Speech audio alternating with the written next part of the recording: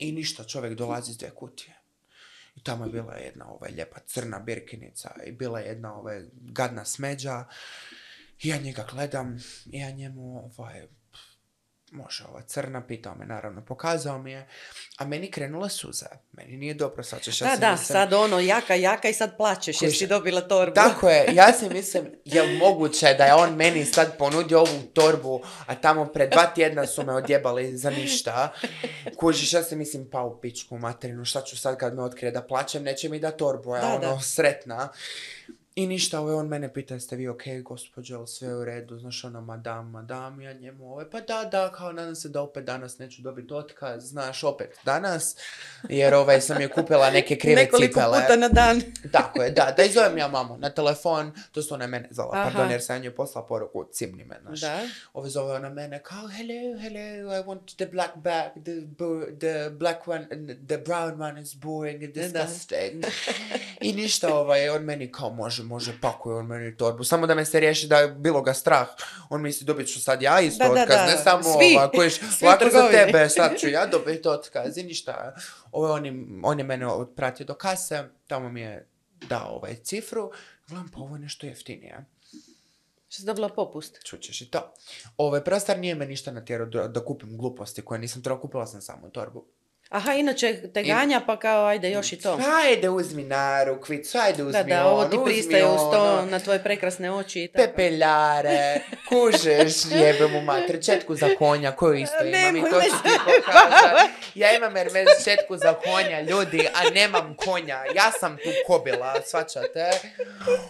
Ne samo to, nego na sve to, evo imam Hermes ručnike na kojem je pas se posro pa ih ne koristim. Da, to ti tako ide. Ni da ga skuhaš ne valja. Nema, gdje ću to niti kuhat, kužiš, srame. U loncu. Evo, kužiš, kupila gluposti, bože se čuje, šlape sam imala, stavila sam ih u mašinu.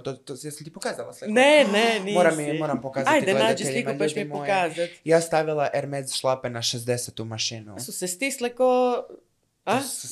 Ko čičak. Ne, ti nisi spremna. Raspale su se. Ja svakako nisam spremna.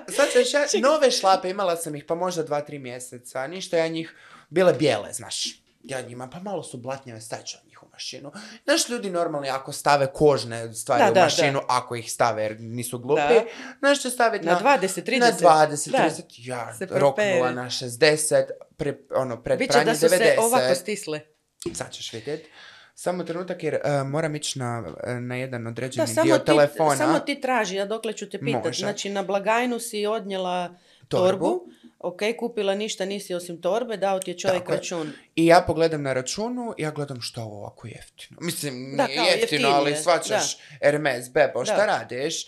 I on meni, pa to vam je popust za Victoria Beckham. Dobila sam oko 30%. Bože moj mili, a čekaj sada, znači cura je druga bila u kontaktu s Victoriom Beckham. Tako je. I javljeno je Victoriji Beckham da je kupljena torba na njezino ime. Moja drugarica, personal shopper, moj fellow, ona je bila u kontaktu s Victoriom Beckham. Mi smo se dogovorili ovako, ja sam sad išla u Milano, bebo, ja ne mogu za džabe sad se vrati doma bez torbe. Kužiš, ne mogu. Kupila sam četku od konja. Kužiš, to sam za ovu, doći ćemo i do toga.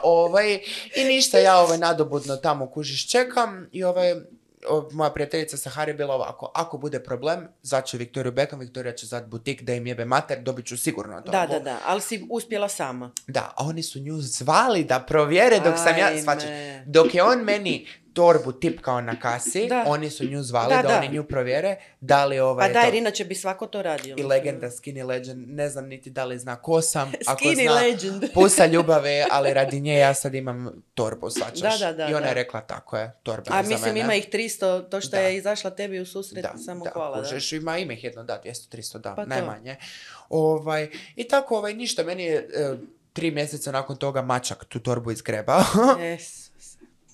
To ide sad na restauraciju. Ko da fotelju moraš... Ide kod bekanice. Meni je mačak ogrebao moju birkinicu, staru 3 mjeseca, jer je bila na krevetu, ja sam bila glupa. I ništa, ja nadobudnu Hermes u Veneciju, jer mi je najbliže. I ja njima... Glej. Šta da ja radim, ljudi? I ništa, oni meni uzeli torbu, nije bilo 6 mjeseci na popravku. Znači ti računaj da torbu koja sam imala 3 mjeseca, čekala sam ju 6, kužiš, opet, kojiš Hermezom ne možeš pobjediti ni da hoćeš. Ne. I ništa, oni mene, kad sam ja bila tamo, kad sam se vratila, po torbu. A onda su ti ovo ponudili. Sad ćemo doći do toga. Oni su, torbe je bila haos. Znači, popravili su, nikada biš rekla da je mačka ju iskarala s panđama. A to im je posao, znaš. Mačak mi je iskarao torbu, kužiš. Da. I oni su to tako dobro popravili. Popravak je bio jeftin, jer Hermes je poznat po tome da je popravak torbe košta ko torba. Ne, bila je onako 70 eura. Što je... Ma dobro, jer znaju, odnosno pretpostavljaju da ćeš ti još torbi kupiti, znaš, pa ti izlaze u susret. Da, jer popravak ti je malo, ali ćeš kupiti još jednu ovako. Kad su mačke vidjele u Veneciji da ja već imam jednu birkinicu, oni su rekli prodajemo drugu. I oni meni pitali, želiš li drugu? Ja kao, mislim, šta pitaš? Naravno. I ništa, ja naručila boju, naručila ja točno ovako kao što je ovdje.